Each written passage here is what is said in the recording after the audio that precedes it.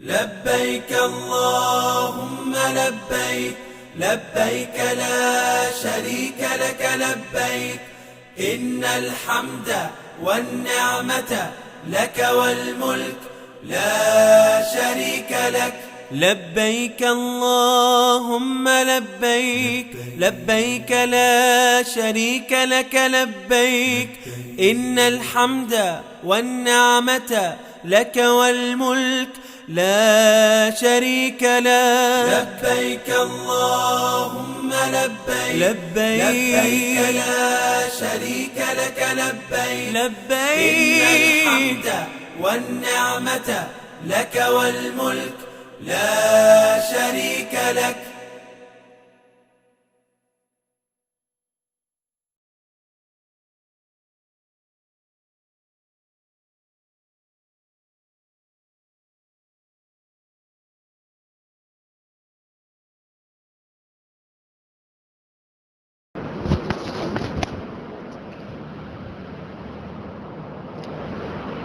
الحمد لله نحمده ونستعينه ونستغفره ونؤمن به ونتوكل عليه ونعوذ بالله من شرور أنفسنا ومن سيئات أعمالنا ونعوذ بالله من شرور أنفسنا ومن سيئات أعمالنا ونعوذ بالله من شرور أنفسنا ومن سيئات أعمالنا من يهده الله فلا مضل له ومن يضلله فلا هادي له ونشهد أن لا إله إلا الله وحده لا شريك له ونشهد أن سيدنا وسندنا ومولانا محمدا عبده ورسوله أرسله إلى الناس كافة بين يدي الساعة بشيرا ونذيرا وداعيا إلى الله بإذنه وسراجا منيرا صلى الله تعالى عليه وعلى آله وبارك وسلم تسليما كثيرا أما بعد فأعوذ بالله من الشيطان الرجيم بسم الله الرحمن الرحيم إن الصفا والمروة من شعائر الله فمن حج البيت أو اعتمر فلا جناح عليه أن يطوف بهما ومن تطوع خيرا فإن الله شاكر عليم. وقال النبي صلى الله عليه وسلم الحج المبرور ليس له جزاء إلا الجنة أو كما قال عليه الصلاة والسلام. صدق الله مولانا العظيم وصدق رسوله النبي الكريم ونحن على ذلك من الشاهدين والشاكرين والحمد لله رب العالمين. बुजुर्गान मुहतरम हाज़रीन किराम, ये मौसम हज का मौसम चल रहा है। अल्हम्दुलिल्लाह कई इलाक़ों से, हमारे अपने इलाक़ों से भी लोग हज के लिए रवाना हो रहे हैं। हज एक बहुत बड़ी इबादत है, अल्लाह ताला का हुक्म है, फरीज़ा है। ख़ास तौर से हज के अंदर जो चीज़ है देखने में आती है वो है बंदे का अल्लाह ताला से ताल्लुक़। जितना बंदे का खुदा ताला से ताल्लुक़ होता है, अल्लाह तबारक व ताला उसे अपने घर बुलाते हैं। रिवाज भी यही है, दस्तूर भी यही है कि हम भी अपने घर उसी शख्स को बार बार बुलाते हैं जिससे हमारा ताल्लुक़ ज़्यादा होता है। जिससे हमारा उतना ताल्लुक़ नहीं होता محبت کا، الفت کا، تو ہم اسے اتنی بار نہیں بلاتے۔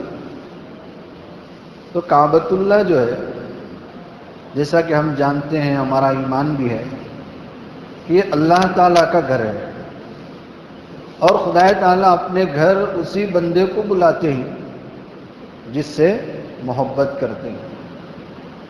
بندہ خدا سے محبت کرے اور خدا تعالیٰ بندے سے محبت کرے، جب دونوں طرفہ محبت ہوتی ہے تو اللہ تبارک و تعالیٰ اسے اپنے گھر بار بار بلاتے ہیں۔ اگر ایک طرفہ محبت ہو کہ بندہ اللہ تعالیٰ سے محبت کے دعوے تو کرے لیکن محبت کے تقاضے پورے نہ کرے، جیسا کہ یہود و نصارہ نے حضور اکرم صلی اللہ علیہ وسلم سے آ کر عرض کیا تھا، کہنے لگے کہ ہم اللہ سے محبت کرتے ہیں، ہمیں اللہ سے محبت ہے، اللہ کی کتابوں سے محبت ہے، تورات زبور کو ہم مانتے ہیں، اس پر ہمارا ایمان ہے، اللہ سے ہم محبت کرتے ہیں۔ تو صرف زبان سے محبت کہہ لینا یہ محبت نہیں ہوتا۔ محبت کہتے ہیں کہ جب محبت ہوتی ہے تو اس محبت کے تقاضے بھی پورے کیے جائیں کہ یہ محبت ہم سے کیا چاہتی ہے۔ جب آدمی کو محبت ہو جاتی ہے کسی سے تو وہ آدمی اس کے تقاضوں کو پورا کرنے میں بھی فخر محسوس کرتا ہے کہ مجھے فلاں چیز سے محبت ہے، فلاں سے محبت ہے۔ تو جب بندے کو خدا تعالیٰ سے محبت ہوتی ہے تو اس محبت کا تقاضا کیا ہے؟ خدا تعالیٰ سے محبت کا تقاضا یہ ہے کہ ہم سب سے پہلے اللہ تعالیٰ کے حکم کو مانیں، اللہ تعالیٰ کے جتنے احکامات ہیں سارے احکامات کو مانیں، اسے محبت کہتے ہیں۔ اسی طرح اللہ تعالیٰ نے ہمیں زندگی بسر کرنے کے لیے، اللہ تعالیٰ کی بندگی کرنے کے لیے، اللہ تعالیٰ کے احکامات کو بجا لانے کے لیے جو پیغمبر بھیجے ہیں، حضرت رسول اللہ صلی اللہ علیہ وآلہ وسلم، ان پر ایمان لائے، ان کے سنتوں پر چلے، یہ محبت کا تقاضا ہے۔ اگر کوئی شخص اللہ تعالیٰ سے محبت کے دعوے تو کرے لیکن اللہ کا حکم نہ مانے، نبی کا حکم نہ مانے، تو اسے محبت میں جھوٹا کہے، اس لیے اسے زبانی محبت ہے، دل میں ابھی محبت نہیں آئی۔ تو یہود و نصارہ نے آ کر کہا حضور اکرم صلی اللہ علیہ وسلم سے کہ ہم اللہ سے محبت کرتے ہیں۔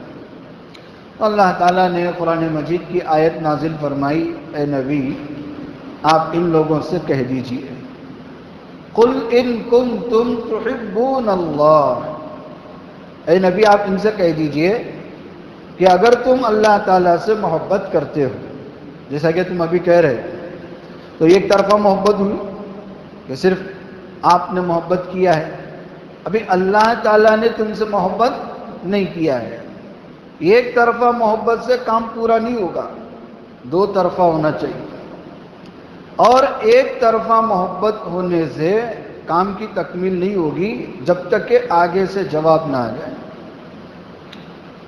تو اللہ تعالیٰ نے قرآن مجید میں فرمایا، تم تو کہہ دیے کہ ہم اللہ سے محبت کرتے ہیں، لیکن یہ بھی تو ہونا چاہیے کہ خدا بھی تم سے محبت کرے۔ تو اگر تم چاہتے ہو کہ خدا بھی تم سے محبت کرے تو اللہ تعالیٰ نے یہ فرمان جاری فرمایا، قل ان کنتم تحبون اللہ فاتبعونی، اگر تم اللہ سے محبت کرتے ہو اور تم اللہ کی محبت چاہتے ہو تو نبی کی اتباع کرو، نبی کی سنتوں پر چلو، نبی کی پیروی کرو، نبی جو دے وہ لے لو، اور نبی جن باتوں سے منع کرے اس سے رک جاؤ۔ یحببکم اللہ، اللہ بھی تم سے محبت کریں گے، یغفر لکم ذنوبکم، اور تمہارے سارے گناہ معاف کر دے، بخش دے گے۔ اگر تم نے اللہ سے محبت کے دعوے کیے ہیں تو محبت کے تقاضے بھی ہیں کہ وہ اللہ کے حکم کو پورا کرو، نبی کے حکم کو پورا کرو، یہ محبت۔ اگر ہم اللہ تعالیٰ کے حکم کو پورا نہ کریں اور صرف یہ کہتے پھریں کہ ہمیں اللہ سے محبت ہے، ہمیں نبی سے محبت ہے، تو یہ کیسے مانا جائے گا کہ اس کو اللہ اور رسول سے محبت ہے؟ اللہ اور رسول سے محبت ہونے کی علامت کیا ہے، پہچان کیا ہے؟ اللہ اور رسول سے محبت ہونے کی پہچان اور علامت یہ ہے کہ وہ بندہ اللہ تعالیٰ کی نافرمانی نہ کرے، نبی کے سنت کے خلاف کچھ بھی نہ کرے۔ ولی اللہ کسے کہتے ہیں؟ اللہ کے ولی، اللہ کے دوست کس کو کہیں گے؟ ولی اللہ ہونے کے لیے لمبا جبہ ہونا، لمبی پگڑی ہونا، لمبی داڑھی ہونا، لمبی مسواک ہونا، بہت بڑا مالا ہونا، یہ کوئی ضروری نہیں۔ اللہ والا بننے کے لیے اللہ اور رسول کے حکم کو پورا کرے، وہ ولی بن جائے گا۔ اللہ کا ولی بننا آسان ہے۔ اللہ کا ولی اگر آپ بننا چاہتے ہیں تو اللہ اور رسول کے حکم کو پورا کرو۔ اللہ اور رسول جن باتوں سے منع کرے ان باتوں سے رک جاؤ۔ لمبا جبہ بھی ہے، داڑھی بھی ہے، ٹوپی بھی ہے، مالا بھی ہے، اور آپ جھوٹ بھی بول رہے ہیں، دھوکہ بھی دے رہے ہیں، لوگوں کا مال ہڑپ بھی کر رہے ہیں، تو آپ اس ظاہری شکل و صورت سے اللہ کے ولی کیسے ہو جائیں گے؟ نہیں ہوں گے۔ اللہ کے ولی بننے کے لیے ضروری ہے کہ جس طرح ماشاءاللہ آپ نے جبہ پہنا ہے، مالا ڈالا ہے، یا کچھ بھی آپ نے یہ شکل بنائی ہے، اس شکل سے کئی گنا زیادہ آپ کو اپنے اعمال کو سدھارنے کی ضرورت ہے۔ آپ دھوکے سے باز آ جائیں، جھوٹ سے باز آ جائیں، اور لوگوں کے بھروسے کو آپ غلط فائدہ نہ اٹھائیں۔ غلط فائدہ، لوگ داڑھی بھی اسی لیے رکھتے ہیں کہ لوگ ہمارے اوپر بھروسہ کر لیں۔ لوگ داڑھی کو دیکھ کر بھروسہ کر لیتے ہیں کہ داڑھی والا جھوٹ نہیں بولتا، لیکن جھوٹ بول رہا ہے۔ لوگ بھروسہ کر لیتے ہیں کہ داڑھی والے ہیں، دھوکہ نہیں دیں گے، وہ دھوکہ دے رہا ہے، تو اس نے دو گناہ کیے، ایک دھوکہ دیا، دوسرا اس کے بھروسے کا غلط فائدہ اٹھایا۔ غلط فائدہ، ڈبل گناہ ہو جائے۔ اس لیے ماشاءاللہ ہمارے بہت سارے مسلمان بھائی ایسے ہیں جو داڑھی اسی لیے نہیں رکھتے کہ حضرت داڑھی رکھے تو جھوٹ چھوڑنا پڑتا ہے، داڑھی رکھے تو دھوکہ نہیں دینا، اس لیے میں داڑھی نہیں رکھتا۔ داڑھی رکھ کے ڈبل گناہ کیوں کماؤں؟ اس لیے بغیر داڑھی کے میں جھوٹ بولوں گا، داڑھی نہیں رکھوں گا، دھوکہ دوں گا۔ یعنی وہ مسلمان یہ کہنا چاہتا ہے بھلے داڑھی کاٹنی پڑے لیکن جھوٹ نہیں چھوڑوں گا، بھلے داڑھی کاٹنی پڑے لیکن دھوکہ نہیں چھوڑوں گا۔ کیا ہمارا دھندا ایسا ہے کہ بغیر جھوٹ کے چلتا نہیں، بغیر دھوکے کے چلتا نہیں، اس لیے میں داڑھی بھی نہیں رکھتا۔ حالانکہ کہیں بھی یہ نہیں کہا گیا کہ آپ داڑھی مونڈ کے جھوٹ بولو تو جائز اور داڑھی رکھ کے جھوٹ بولو تو گناہ، ایسا کہیں بھی نہیں ہے۔ داڑھی رکھ کے جھوٹ بولیں گے تب بھی گناہ کبیرہ، داڑھی مونڈ کے جھوٹ بولیں گے تب بھی گناہ کبیرہ۔ جھوٹ کا الگ گناہ ہے، داڑھی کاٹنے کا الگ گناہ ہے۔ تو بہرحال میں عرض کر رہا تھا، ظاہری شکل و صورت سے بھی کئی زیادہ جو ہے ہمیں اعمال کو سدھارنے کی ضرورت ہے۔ اور اعمال کب سدھریں گے؟ جب ہم اللہ تعالیٰ کے حکم کو پورا کریں، رسول اللہ صلی اللہ علیہ وسلم کے سنتوں کو اپنائیں گے، تو ہمارے اعمال خود بخود سنور جائیں گے۔ میں اپنے اعمال صحیح کیسے کروں، میں اپنے نیکیاں کو کیسے بچاؤں، اور میرے اپنے نیکیوں کو اللہ کے یہاں مقبول کیسے بناؤں؟ آسان جواب ہے، آپ اللہ کا حکم پورا کرو، نبی کے طریقے کو اپنا لو، یہ ساری چیزیں آپ کو مل جائیں گی، آپ کے اعمال سنور جائیں گے اور آپ کی نیکیاں اللہ کے یہاں قبول ہو جائیں گی۔ جتنے اعمال ہیں ان سارے اعمال میں اللہ کو جو پسند ہے وہ نبی کے سنتوں والا طریقہ پسند ہے، نبی کے طریقے والا۔ آپ نماز پڑھ رہے نبی کے طریقے پر، آپ روزہ رکھ رہے نبی کے طریقے پر، آپ حج کر رہے نبی کے طریقے پر، آپ کوئی بھی نیکی والا کام کر رہے نبی کے طریقے پر، تو اللہ تعالیٰ کو نبی کا طریقہ بہت پسند ہے، بہت پسند ہے۔ کیوں؟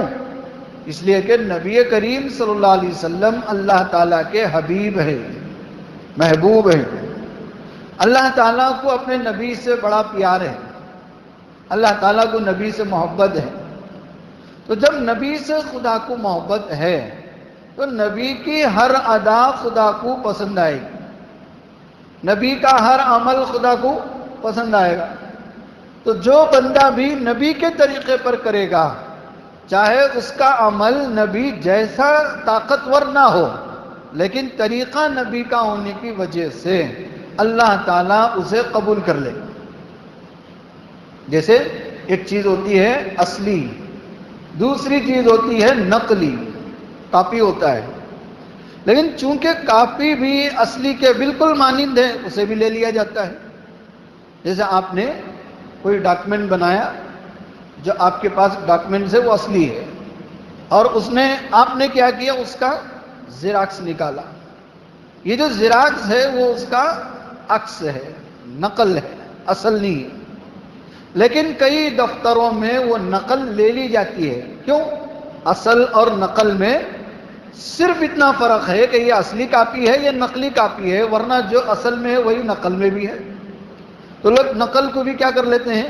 قبول کر لیتے ہیں، لیکن حقیقت میں جو طاقت اصل میں ہے وہ نقل میں نہیں ہے۔ تو بالکل اسی طرح ہماری نیکیاں جو ہیں وہ نبی کریم صلی اللہ علیہ وسلم کی نقل ہوتی ہے، اگرچہ کہ اس نقل میں اصل والی روح نہیں ہے، پھر بھی اللہ تبارک و تعالیٰ دیکھتے ہیں کہ نقل اور اصل میں زیادہ فرق نہیں ہے، تو اللہ تعالیٰ نقل کو بھی قبول کر لیتے ہیں۔ تو یہ ہے فائدہ حضور اکرم صلی اللہ علیہ وسلم کے سنت پر چلنے کا، کہ آپ مانتے ہیں کہ میری نماز جاندار نہیں ہے، آپ مانتے ہیں کہ میرا حج جاندار نہیں ہے، آپ مانتے ہیں کہ میرا کوئی عمل جاندار نہیں ہے، لیکن جب آپ کا وہ عمل، آپ کی نماز، آپ کا روزہ، آپ کا حج نبی کے طریقے پر ڈھلا ہوا ہے تو آپ کو زیادہ فکر کرنے کی ضرورت نہیں، اس بے جان عمل کو بھی اللہ پاک نبی کے صدقے قبول کر لیتے ہیں۔ کیوں؟ یہ نبی کے سنت سے جڑا ہوا ہے، سنت سے برابر ملا ہوا ہے، ذرا برابر بھی فرق نہیں ہے، ہمیں قبول کر لیتا ہے۔ آپ کوئی چیز خریدنے جاتے ہیں، دیکھو یہ چیز اصلی ہے، اب وہ اس کی نقل بھی دکھاتا ہے، دیکھو یہ اس کی نقل ہے، یہ کاپی ہے، یہ ڈپلیکیٹ ہے۔ ڈپلیکیٹ ہونے کے باوجود بھی وہ اصل کے، اوریجنل کے بالکل مشابہ ہے، موافق ہے، تو لوگ تھوڑا بہت اسے بھی لے لیتے ہیں۔ تو بالکل ہمارے اعمال کا بھی یہی حال ہے کہ ہمارے سارے اعمال ڈپلیکیٹ ہیں، نقل ہیں، جان نہیں ہے اس میں، لیکن جب وہ عمل نبی کے طریقے پر ڈلا ہوا ہے، نبی کے سانچے میں ڈلا ہوا ہے، تو اللہ تبارک و تعالیٰ اس نقل کو بھی کیا کرتے ہیں؟ قبول کر لیتے ہیں۔ تو نبی کا طریقہ تو ہے۔ تو بہرحال ہمارا کوئی بھی کام جب اللہ تعالیٰ کے حکم اور نبی کے طریقے کے مطابق ہوتا ہے تو اللہ تبارک و تعالیٰ اس سے محبت کرنے لگتے ہیں۔ تو میں یہ عرض کر رہا تھا کہ حج کا جو سفر ہے وہ اللہ تعالیٰ سے محبت والا سفر ہے، عشق والا، تعلق والا سفر ہے، کہ بندے کو خدا تعالیٰ سے جتنی محبت ہوتی ہے، جتنا گہرا تعلق ہوتا ہے، اللہ تبارک و تعالیٰ اسے اپنے گھر بلاتے ہیں۔ ہم سمجھتے ہیں کہ ظاہری اسباب ہوں گے تو کام ہو جائے گا، ظاہری اسباب ہونے کے باوجود بھی کتنے لوگ ایسے ہیں جن کی آنکھوں نے ابھی تک خدا کا گھر نہیں دیکھا ہے، اس گھر کا دیدار نہیں کیا ہے۔ کیا کمی تھی ان کے پاس؟ کسی چیز کی کمی نہیں تھی، دولت ہے، مال ہے، عزت ہے، رسوخ ہے، سب ہے، لیکن ابھی تک انہوں نے خدا کے گھر کا دیدار نہیں کیا۔ ان کی آنکھیں زیارت سے محروم ہیں۔ کیوں ہے؟ کس چیز کی کمی ہے؟ کمی ہے تو خدا تعالیٰ سے محبت کی کمی ہے، اعمال کی کمی ہے۔ اگر ہم چاہتے ہیں کہ ہمیں بھی اللہ سے بلاوا آ جائے، خدا کے گھر کے جانے کی توفیق مل جائے، تو اپنے اعمال کو سنواریں، اللہ تعالیٰ سے محبت کے تقاضوں کو پورا کریں، تو ولی بن جائے گا۔ ولی بننے کا آسان طریقہ ہے کہ آپ اللہ کے حکم کو پورا کرو، نافرمانی مت کرو۔ بولے حضرت یہی تو مشکل ہے، بول رہے ولی بننا آسان ہے اور بول رہے اللہ کے حکم کو پورا کرو، نافرمانی نہ کرو، یہ تو بہت مشکل ہو گیا۔ یہی تو اب تک ہم دیکھ رہے ہیں، نہیں ہو پا رہا ہے ہم سے۔ کوشش تو کرنا چاہیے کہ جہاں تک ہو سکے نافرمانی سے ہم بچ جائیں۔ جب بندہ گناہوں سے نہیں بچتا ہے وہ ولی نہیں بن سکتا۔ گناہوں سے بچنا ہے، بھلے اعمال تھوڑے ہوں، بھلے نیکیاں کم ہو، لیکن گناہوں سے بچنا اس کے اندر پایا جاتا ہے تو وہ ولی ہے۔ ہو سکتا ہے کہ تھکن کی وجہ سے تہجد نہیں پڑھ رہا ہے، ہو سکتا ہے زیادہ مصروفیت کی وجہ سے نفلیں نہیں پڑھ رہا ہے، ہو سکتا ہے ذمہ داری زیادہ ہونے کی وجہ سے وہ تسبیحات بھی نہیں کر پا رہا ہے، ہو سکتا ہے تنگی کی وجہ سے، فقر و فاقے کی وجہ سے صدقہ خیرات نہیں دے رہا ہے۔ کچھ بھی ہو، نیکیاں کرنے میں وہ پیچھے ہے کسی نہ کسی مجبوری کی وجہ سے، لیکن اس کے باوجود بھی اگر وہ بندہ گناہوں سے بھی بچ رہا ہے وہ وقت کا ولی ہے، وہ ولی ہے اللہ رسول کے یہاں۔ ہمارے ذہنوں میں ولی کی ایک شناخت ہے۔ ولی کسے کہتے ہیں؟ جو تہجد گزار ہو، گلے میں مالا ہو، بڑے بڑے انگوٹیاں پہنتا ہو، بڑے بڑے پتھر والے انگوٹیاں پہنتا ہو، اور بڑے مالے والی تسبیح اس کے ہاتھ میں ہو، ٹخنوں تک جھبا ہو، اور یہ ہو وہ ہو، یہ ولی ہے۔ یہ دھوکہ ہے، اسے ولی نہیں کہتے۔ ولی کی سب سے پہلی پہچان کہ وہ گناہ نہیں کرتا، گناہ نہیں کرتا۔ گناہ کر رہا ہے وہ ولی نہیں ہو سکتا، اس لیے کہ وہ اللہ کا دوست ہے۔ جو اللہ کا دوست ہوتا ہے وہ اللہ کی نافرمانی کیسے کرے گا؟ وہ اللہ کے حکم کو کیسے توڑے گا؟ حضرت سفیان ثوری رحمۃ اللہ علیہ غالباً اللہ والے ہیں، اپنے زمانے میں انہوں نے سنا کہ ہمارے محلے میں مسجد میں ایک بہت بڑے اللہ والے آئے ہیں۔ اللہ والوں کے دل میں اللہ والوں کی محبت ہوتی ہے۔ جیسے ہی سنا انہوں نے کہ ہماری مسجد میں محلے میں اللہ والے آئے ہیں، ملنے کی تمنا پیدا ہوئی، دوڑے ملنے کے لیے، بھاگے کہ جاؤ ملاقات کریں گے جا کے۔ اس لیے کہ اللہ والوں کے دلوں میں کیا ہوتی ہے؟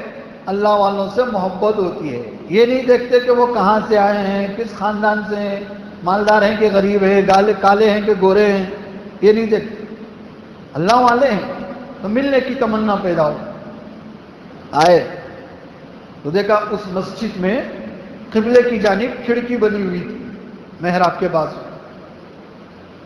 تو دیکھا جب سفیان ثوری پیچھے سے آ رہے تھے تو اس کھڑکی سے کوئی شخص تھوک رہا ہے، تھوک۔ وہ دیکھ کے اندر آ گئے تو دیکھا اندر ایک ہی آدمی ہے، کوئی اور دوسرا تیسرا آدمی نہیں۔ تو اس آدمی سے ملے اور پوچھا بھائی ہم نے سنا کہ اس مسجد میں کوئی خدا کا ولی آیا ہوا ہے، ہمیں ملاؤ اس سے، کون ہے خدا کا ولی؟ تو اس شخص نے کہا کہ جس ولی کی تلاش میں آپ آئے ہیں وہ حضرت ولی میں ہاں۔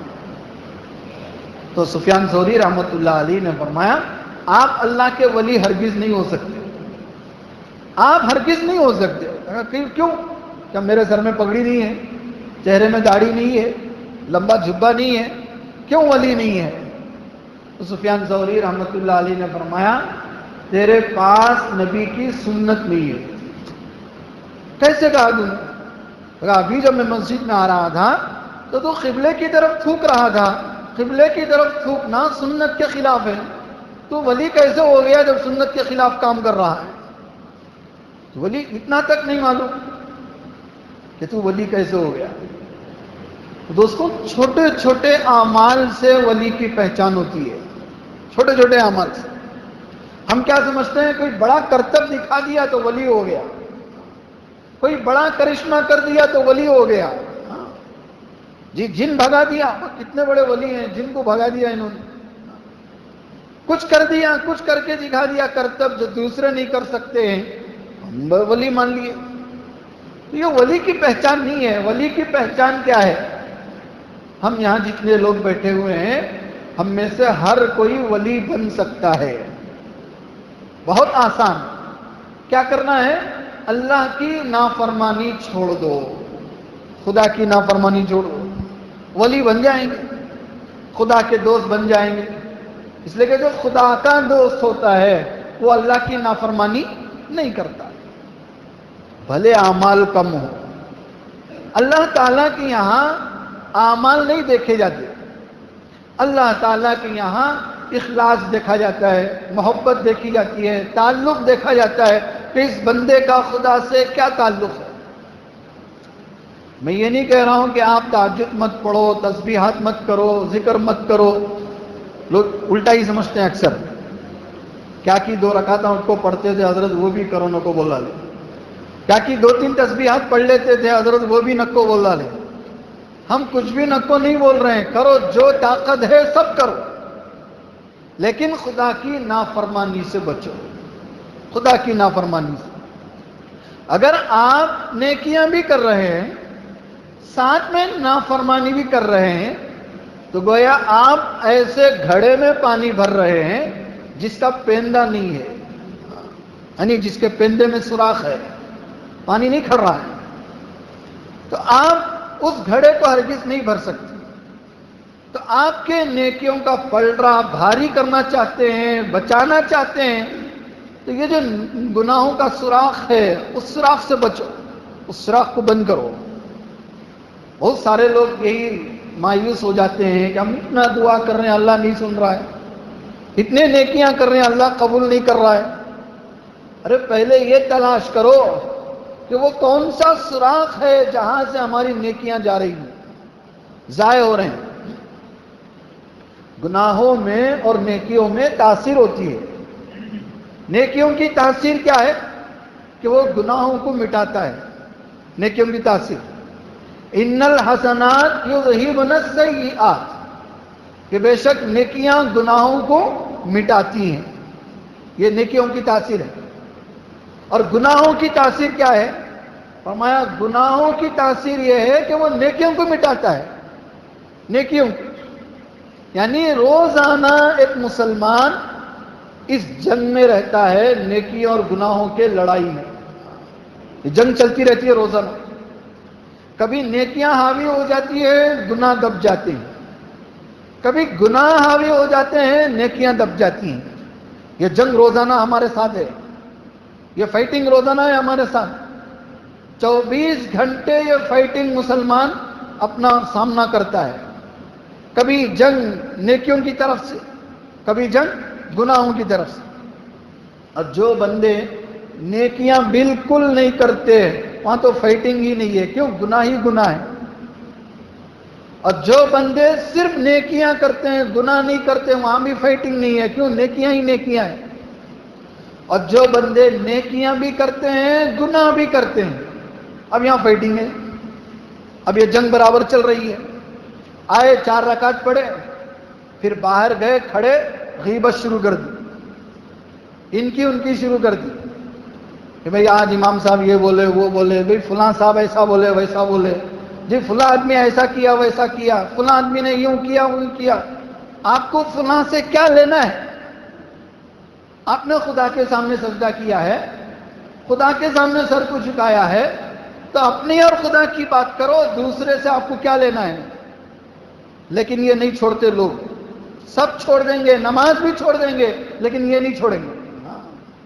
نہیں، یہ تو ہمارا پیشہ ہے، اس کے بغیر تو ہمارا کھانا ہضم نہیں ہوتا حضرت. جب تک ہم دوسروں کا تذکرہ نہیں کریں گے، دوسروں کے بارے میں نہیں بولیں گے، تب تک تو ہمارا نہ بھوک لگتی ہے نہ کھانا ہضم ہوتا ہے. یہ تو ہمارا پیشہ ہے، یہ چھوڑو بولے تو کیسا؟ تب کیا ہوا؟ نیکیوں کا گناہوں کا آپس میں جنگ ہو گیا، لڑائی ہو گئی. تو اب یہ دیکھنا ہے کہ پاور کدھر زیادہ ہے. نیکیوں میں پاور ہے تو وہ گناہ دب جاتا ہے، گناہ میں پاور ہے تو وہ نیکی دب جاتی ہے، نیکی دب جاتی ہے.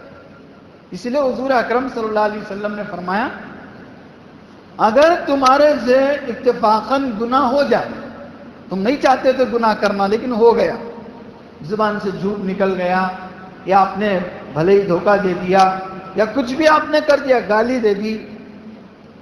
تو کوئی بھی گناہ جب تمہارے سے ہو جائے اس کے پیچھے فوراً ایک نیکی کر لو، ایک نیک کام کر لو. فوراً گالی دے دی تھی، فوراً دعا دے دو.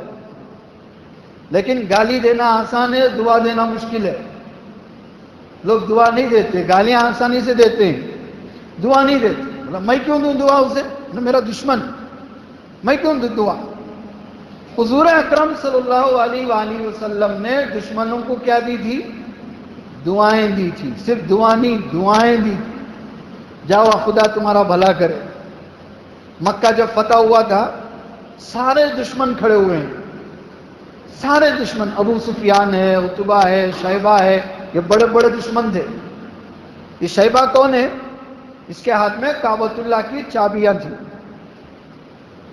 جب شروع زمانے میں حضور اکرم صلی اللہ علیہ وسلم نے کعبۃ اللہ میں نماز پڑھنے کی خواہش کی تو اس شیبہ نے چابی دینے سے انکار کر دیا. میں چابی نہیں دوں گا، یہاں نماز نہیں پڑھ سکتے، چابی نہیں دی. اب مکہ فتح ہوا، حضور اکرم صلی اللہ علیہ وسلم کے ہاتھ میں چابیاں ہیں. اب یہ شیبہ سر جھکائے کھڑا ہوا ہے، شرمندہ ہو کر، مارے شرم کی، صورت دکھانے کے لائق نہیں ہے. اب ایسے موقع پر حضور اکرم صلی اللہ علیہ وسلم کیا نہیں بول سکتے تھے، کیا نہیں کر سکتے تھے؟ بلایا شیبہ، صورت نہیں اٹھ رہی ہے، چہرہ نہیں اٹھ رہا ہے، سر اٹھانے تیار، ہمت نہیں ہو رہی ہے کہ ایسے آدمی کے سامنے میں سر کیسے اٹھاؤں، یہ منہ کیسے دکھاؤں؟ ہاں شیبہ میری طرف دیکھو. تو وہ شیبہ حضور اکرم صلی اللہ علیہ وسلم کی طرف دیکھتا ہے. تو حضور اکرم صلی اللہ علیہ وسلم نے چابیاں دوبارہ شیبہ کے ہاتھ میں دے دی. دیکھو یہ چابیاں میں تمہارے ہاتھ میں دیتا ہوں، قیامت تک تمہارے خاندان میں یہ چابیاں چلے گی. تمہارے خاندان سے آج کے بعد کوئی چابی نہیں چھین سکتا. الحمدللہ آج تک بھی وہی شیبی خاندان اپنے ہاتھ میں کعبۃ اللہ کی چابی لیے ہوئے ہیں. تو حضور اکرم صلی اللہ علیہ وسلم نے وقت یاد دلایا، شیبہ یاد کرو وہ وقت جب تمہارے ہاتھ میں چابیاں تھی، میں نے نماز کی اجازت مانگی تو تم نے اجازت نہیں دی. کہا یا رسول اللہ اس لیے تو میرا سر نیچے ہے، آپ بلند ہیں، آپ اونچے ہیں، آپ کے اخلاق بہت اونچے ہیں، اسی لیے تو آج میں ذلیل ہو کے کھڑا ہوا ہوں. کہا جاؤ، کوئی تمہارے اوپر آج پکڑ نہیں ہے، میں نے معاف کر دیا. تو حضور اکرم صلی اللہ علیہ وسلم نے معاف بھی کر دیا، چابیاں ہاتھ میں دے دی، قیامت تک کے لیے اس کو کعبہ کا متولی بنا دیا. یہ جب عطائیں ہوتی ہیں نبی کی طرف سے، قیامت تک اسے کوئی نہیں چھین سکتا. کس کی طرف سے آتا ہے؟ نبی کی طرف سے. خدا کی طرف سے جب چیز ملتی ہے تو اللہ تبارک و تعالی اس سے کوئی نہیں چھین سکتا. تو آپ نے کیا کیا؟ دعائیں دی دشمنوں کو. تو میں عرض کر رہا تھا جب گناہ ہو جائے تو فوراً کیا کر لو؟ ایک نیکی کر لو. اب نیکی کرنے کا جب نمبر آتا ہے تو مسلمان سوچتا ہے جب نیکی کرنا ہے تو کوئی بڑی نیکی کرنا ہے، چھوٹی موٹی نہیں کرنا ہے. کوئی ضروری نہیں بڑی نیکی کرنے کی. جب دل میں خیال آتا ہے کہ مجھے نیکی کرنا ہے تو شیطان کیا کرتا ہے؟ دل میں وسوسہ ڈالتا ہے جب تجھے نیکی کرنا ہے تو ایک کام کر، اب سو جا، تہجد میں اٹھ کے نیکی کر لے گی. اب اس کے اندر جو دائیا پیدا ہوا ہے نا، جذبہ پیدا ہوا ہے نا، شیطان کیا کر رہا ہے؟ اس کو ٹھنڈا کر رہا ہے. یہ اب کھڑا ہو جائے گا، نیکی کرے گا تو گناہ مٹ جائیں گے. اس لیے اب شیطان کیا کرے گا؟ اس کو تہجد کا لالچ دے گا. ارے کیا نیکی کرتا، چل تہجد سے شروع کریں گے. جب نیکی شروع کرنا ہی ہے تو تہجد سے کریں گے. لیکن جب یہ بیچارہ صبح آنکھ کھولتا ہے تو سورج سروں کے اوپر ہوتا ہے. تہجد کہاں؟ فجر بھی گئی، اشراق بھی گیا، چاش بھی گئی، ظہر کا وقت آ گیا ہے. تو وہ افسوس کرتا ہے میں تہجد سے شروع کریں گے بول کو تھا کہ اٹھا نہیں، شیطان اٹھایا نہیں. روزانہ شیطان اٹھا کو جنہیں اٹھتا سو، اس لیے تہجد کو نہیں اٹھا تو انہیں بولتا ہے شیطان نہیں اٹھایا تہجد.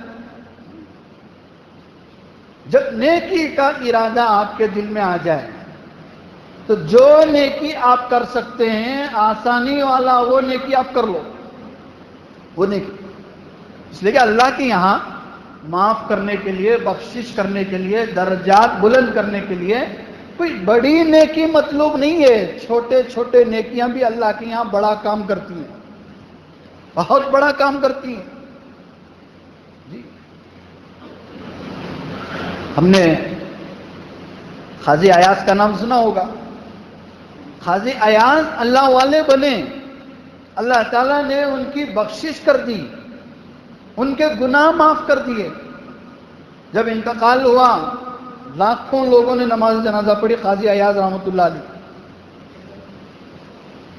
کسی نے خواب میں دیکھا کہ قاضی ایاز سے ملاقات ہوئی، پوچھا جب آپ انتقال کر گئے خدا کے یہاں ملاقات ہوئی تو خدا کے یہاں آپ کا کیا برتاؤ رہا ہے؟ آپ تو بہت بڑے اللہ والے ہیں، اتنے لاکھ لوگ آپ کی نماز جنازہ میں شریک رہے، آپ کی تو مغفرت ہونی چاہیے۔ تو کہا نہیں، میرے نام اعمال کو جب تولا گیا، میرے نام اعمال جب سامنے لائے گئے تو یہ لاکھوں لوگوں کی دعائیں، لاکھوں لوگوں کی نمازیں، ابھی تک آیا ہی نہیں ان کا نمبر۔ ایک نیکی آئی نام اعمال میں، اللہ نے اسی کے صدقے مجھے معاف کر دیا۔ وہ کون سی نیکی تھی؟ کہا میں شراب کی حالت میں تھا، نشے میں تھا، ادھر لڑکتا ادھر لڑکتا جا رہا تھا راستے میں، تو اچانک میری نظر ایک کاغذ کے ٹکڑے پر پڑی جو زمین میں گرا ہوا ہے۔ اس کاغذ کے ٹکڑے کو میں نے اٹھایا تو دیکھا اس میں قرآن پاک کی آیت لکھی ہوئی تھی، تو میں سمجھ گیا یہ تو قرآن پاک کی آیت ہے، تو میں نے اسے آنکھوں سے لگایا، ہونٹوں سے چوما اور ایک پاک صاف جگہ، اونچی جگہ اسے رکھ دیا۔ جب یہ عمل میرے نام اعمال میں آیا تو اللہ تعالیٰ نے یہ کہہ کر مجھے معاف کر دیا کہ میرے بندے، میرے کلام کی تیرے اندر اتنی عظمت ہے اور میں تجھے جہنم میں ڈالوں یہ نہیں ہو سکتا، میں نے تجھے معاف کر دیا۔ کون سی بڑی نیکی ہے؟ تو جس نیکی کی بھی آپ کو میسر ہو جائے وہ نیکی اس وقت کر لو، بڑے نیکی کا انتظار مت کرو، لیکن نیکی کا داعیہ جو ہوتا ہے، نیکی کا جذبہ جو ہوتا ہے ہر ہمیشہ ایک نہیں رہتا۔ آگے جوش تو کر لو فوراً، کل کے لیے یا بعد کے لیے یا آئندہ کے لیے ہرگز مت ٹالو۔ ہاں گناہ کا داعیہ پیدا ہو گیا، گناہ کا جذبہ پیدا ہو گیا تو اسے کل کے لیے ٹال دو۔ کیوں؟ یہ جذبہ کل نہیں رہے گا، یہ داعیہ کل نہیں رہے گا۔ نیکی کا داعیہ پیدا ہو جائے تو فوراً کر لو، لیکن شیطان کی کوشش یہ ہوتی ہے جب گناہ کا داعیہ پیدا ہوتا ہے تو فوراً گناہ کراتا ہے، نیکی کا داعیہ پیدا ہوتا ہے تو بڑے نیکی کا لالچ دیتا ہے، بڑے نیکی۔ سامنے ضرورت مند آیا، میرے جیب میں تھوڑے پیسے تھے، دینے کا ارادہ ہی کیا تھا، شیطان نے دوسرا لالچ دیا، کیا کر رہا ہے یہ بھی دے دیا تو کیا بھیک مانگے گا، اس لیے کل تیرے بڑے پیسے آنے والے ہیں نا، وہ بڑے پیسے میں خیرات کر۔ وہ بڑے پیسے کل آتے نہیں، انہیں خیرات کرتا نہیں۔ اب کیا کرے گا؟ ایک چھوٹی نیکی سے بڑے نیکی کا لالچ دلا کر چھوٹی نیکی سے محروم کر دیتا ہے۔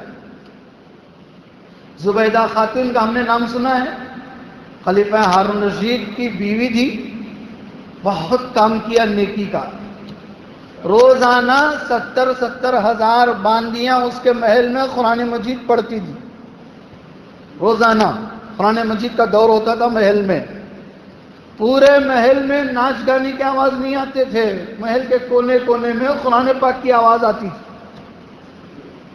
اور جب وہ حج کے لیے مکہ آئی تو دیکھا مکے کے اندر پانی کا قحط ہے، پانی نہیں ہے، تو اس نے ایک نہر بنائی، نہر زبیدہ، ہزاروں کلومیٹر دور وہ نہر بہنے لگی اور فری حاجیوں کے لیے، ضرورت مندوں کے لیے دے دیا۔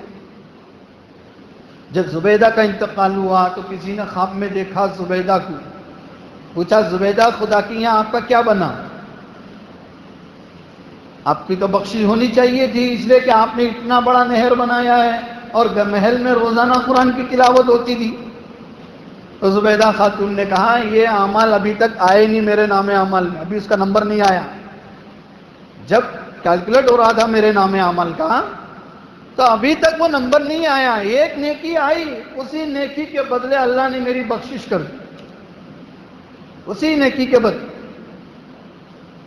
کہ کسی اللہ والے نے، نیک بندے نے مجھے کہہ دیا کہ جو آج جنت کا گھر خریدنا چاہتا ہے وہ خرید لے، اس کی قیمت ہے 1 روپیہ، تو میں نے اسے فوراً 1 روپیہ اٹھا کے دے دیے، 1 دینار دے دیا اسے، کیوں؟ مجھے یقین تھا کہ 1 دینار ضائع نہیں جائے گا، بیکار نہیں جائے گا، اللہ کے یہاں دے رہی ہوں۔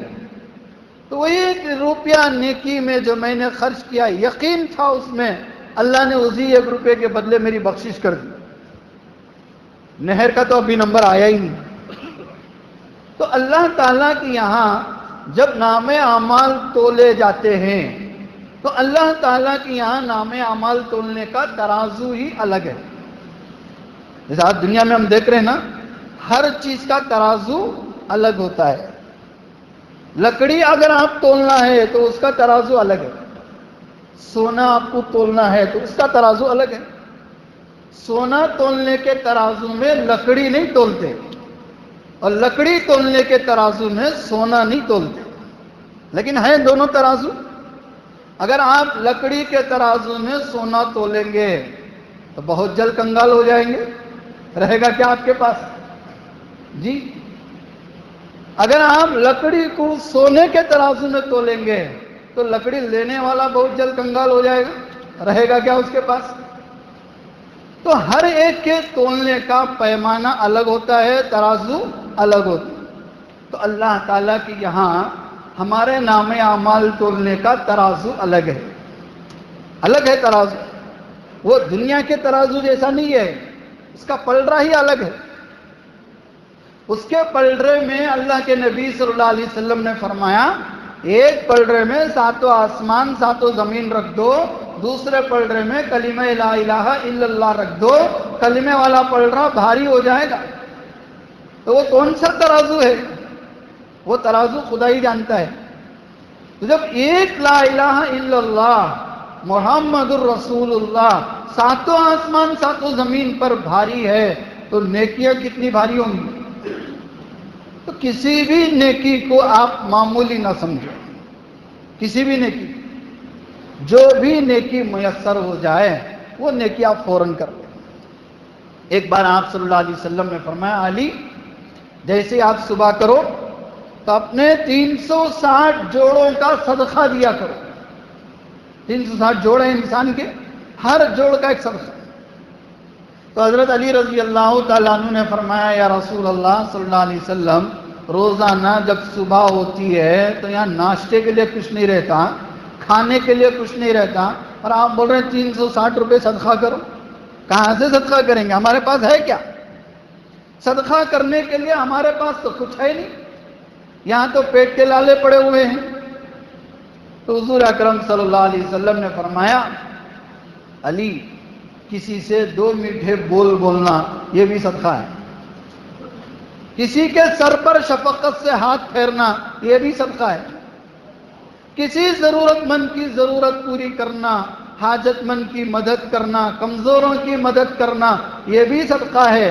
اتنا گناتے گیا، یہ بھی صدقہ ہے، یہ بھی صدقہ ہے، یہ بھی صدقہ ہے، یہاں تک آپ نے فرمایا راستے میں تکلیف دینے والی چیز، کانٹا ہے، پتھر کا ڈھیلا ہے، آپ نے اسے ہٹا دیا، کنارے لگا دیا، یہ بھی صدقہ ہے، یہ بھی صدقہ ہے۔ اگر آپ نے گزرتے ہوئے دیکھا کہ کسی کے چپل ٹیڑھے رکھے ہوئے ہیں، آپ نے سیدھا ٹھکانے لگا دیا، یہ بھی صدقہ ہے۔ ہم کیا سمجھ رہے ہیں؟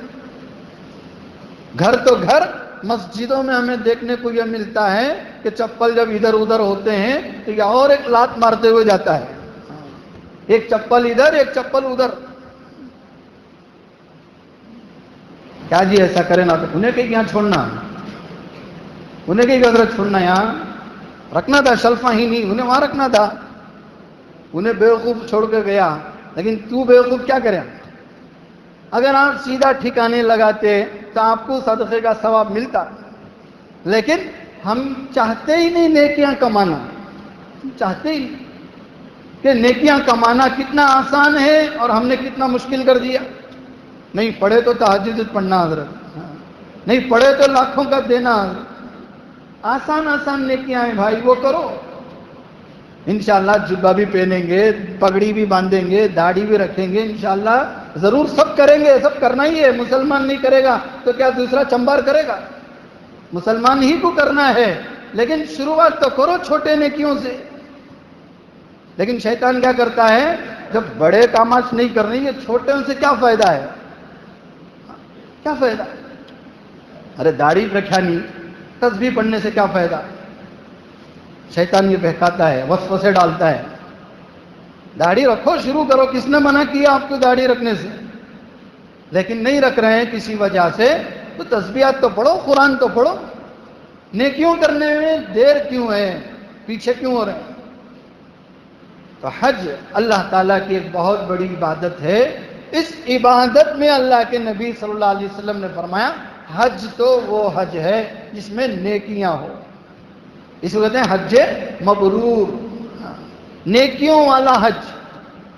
نیکیوں والا حج کیا ہے؟ آپ صلی اللہ علیہ وسلم نے گنانا شروع کیا، جس میں غریبوں کی مدد کی جائے، بھوکوں کو کھلایا جائے، ننگوں کو پہنایا جائے، ضرورت مندوں کی ضرورت پوری کی جائے، یہ سب نیکیاں ہیں۔ کرو یہ نیکیاں، گناہوں سے بچ گئے، چھوٹے موٹے اعمال کر لیے تو بس ہمارے لیے یہی کافی ہے۔ لیکن نیکیوں میں ہم بہت پیچھے ہیں دوستو۔ چھوٹی نیکی کو ہم نے چھوٹی سمجھ لیا، کوئی گناہ چھوٹا یا بڑا ہمارے حساب سے ہے، خدا کے حضور میں تو وہ گناہ ہی ہے۔ کوئی نیکی چھوٹی یا بڑی ہمارے اپنے حساب سے ہے، خدا کی یہاں تو نیکی نیکی ہوتی ہے۔ وہ بہتر جانتا ہے کس نیکی کے لیے کیا ثواب دینا ہے، کیا اجر دینا ہے۔ اللہ کے یہاں جب کوئی نیکی پسند آ جاتی ہے تو اس کا بے حساب اجر دیتے ہیں۔ اگر نیکی پسند نہیں آئی، اگرچہ کہ اس نے حج کیا ہے، لاکھوں روپے خرچ کیے ہیں، مشقت اٹھایا ہے، لیکن اللہ کو پسند نہیں آیا، حج بیکار ہے۔ لاکھوں روپے زکوٰۃ میں دیے، اللہ کو پسند نہیں آیا، بیکار۔ لیکن آپ نے خدا کو راضی کرنے کے لیے راستے سے کاٹا ہٹا دیا، اللہ کو پسند آ گیا، ہماری بخشش کے لیے کافی ہے۔ تو میں یہ نہیں کہہ رہا ہوں کہ ہم بڑے نیکیاں مت کرو، بلکہ میں یہ کہہ رہا ہوں بڑے نیکیاں بھی کریں گے انشاءاللہ، لیکن شروعات چھوٹے نیکیوں سے کرو۔ ہاتھ بڑھاؤ، قدم بڑھاؤ چھوٹے نیکیوں سے۔ جب چھوٹی نیکیاں اللہ کے یہاں قبول ہوتی ہیں تو اللہ تعالیٰ بڑے نیکیوں کی توفیق دیتے ہیں، بڑے نیکیوں کی۔ ابھی ہمارے محلے سے چند مہینہ پہلے ایک صاحب عمرے کو تشریف لے کر گئے تو اللہ تعالیٰ نے انہیں حج کی بھی توفیق دے دی، ماشاءاللہ وہ حج کو بھی جا رہے۔ تو میں انہیں یہی عرض کر رہا تھا کہ ماشاءاللہ آپ کا بعد میں حج کی توفیق کا ملنا یہ عمرہ کے قبول ہونے کی نشانی ہے کہ جب ایک عمل قبول ہوتا ہے تو اللہ آگے عمل کی توفیق دیتے ہیں۔ ابھی پچھلے 2 مہینے پہلے عمرے کو گئے تھے، اب اللہ حج کو بلا لیا۔ تو یہ کیا ہے؟ جب چھوٹے نیکیاں اللہ قبول کرتے ہیں تو بڑے نیکیوں کی توفیق دیتے ہیں، بڑے نیکیوں۔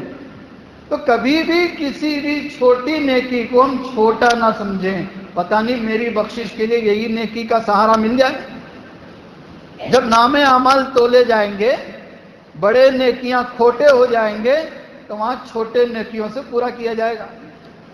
جب فرائض پورے نہیں ہوں گے تو اللہ تعالیٰ نفلوں سے پورا کریں گے۔ پوچھیں گے اس بندے کے نام اعمال میں کوئی نفلیں ہیں کیا؟ دیکھو، نفلیں مل گئی، چھوٹے اعمال مل گئے تو اللہ تعالیٰ اسی کی بھرپائی کریں گے، کھانا پوری کریں گے اور اسے جنت میں بھیج دیں گے۔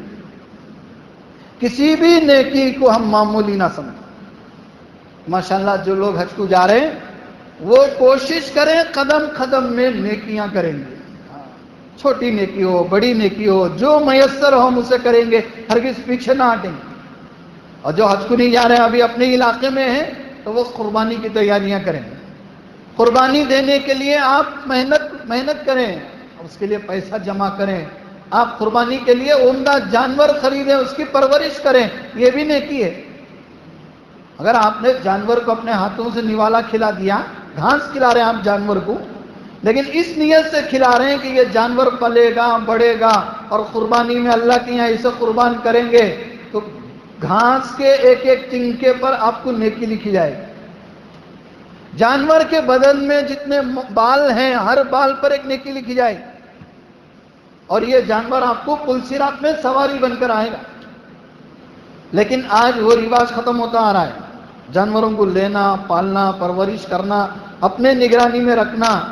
کون کرتا یہ جھڑی سے کہاں سے تھی، حصہ لے لیو، قربانی ہو جاتی ہے، کہاں جانور لیتی، کہاں پالتی، کہاں کرتی، کہاں حصہ، کہاں کم ہے بولو حضرت، ایک جگہ 3,500 ہے، اس کو بہت ہوگا حضرت، کم میں تو بولو حضرت، 2,000-3,200 ہے، اب ایک کانتی بہار یو پی میں رات دیکھو حضرت 1,500 کا حصہ وہاں کر لے گی، قربانی ہونا ہے بس۔ یہ جذبات لوگوں میں آ رہے ہیں، جانور خریدنا، مہنگا جانور خریدنا، مہنگا جانور اپنے پرورش میں رکھنا، اس کی نگرانی کرنا، اس جانور سے محبت کرنا، پھر اللہ کے یہاں قربان کرنا، تب تو ہوتا وزنی عمل۔ لیکن ہمارا کیا ہے، نیکی کو بھی سستے سے سستے میں چکانے کی کوشش ہو رہی ہے۔ تو اللہ تعالیٰ جذبات کو دیکھتے ہیں، اخلاص کو دیکھتے ہیں، عمل کو نہیں دیکھتے۔ تو بہرحال آپ یہاں رہتے ہوئے قربانی کی تیاریاں کریں، اچھے سے اچھا عمدہ جانور ابھی سے خریدیں اور اس کی اپنی نگرانی میں پرورش کریں، تاکہ آپ کو ثواب زیادہ سے زیادہ ملے۔ عمل تو ہو جائے گا، ایک ہوتا ہے عمل کا ہو جانا، ادا ہو گیا، ادا ہو گیا، ایک ہوتا ہے عمل اللہ کے یہاں پسند آنا۔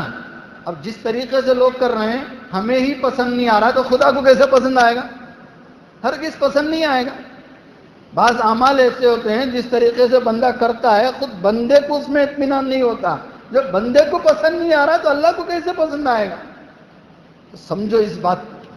تو بہرحال حج کو جانے والے ہوں یا نہ جانے والے ہوں، جو بھی ہوں، اللہ تعالیٰ نے نیکیوں کے راستوں کو آسان کر دیا ہے، ہم زیادہ سے زیادہ نیکیاں حاصل کرنے والے بن، چھوٹے چھوٹے نیکیوں سے شروعات ہو جائیں، اللہ کے یہاں یہی قبول ہو جائیں تو اللہ بڑے نیکیوں کی توفیق دیتے ہیں۔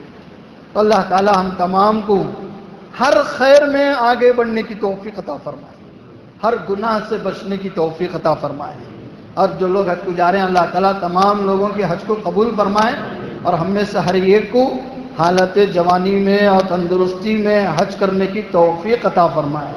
آپ حضرات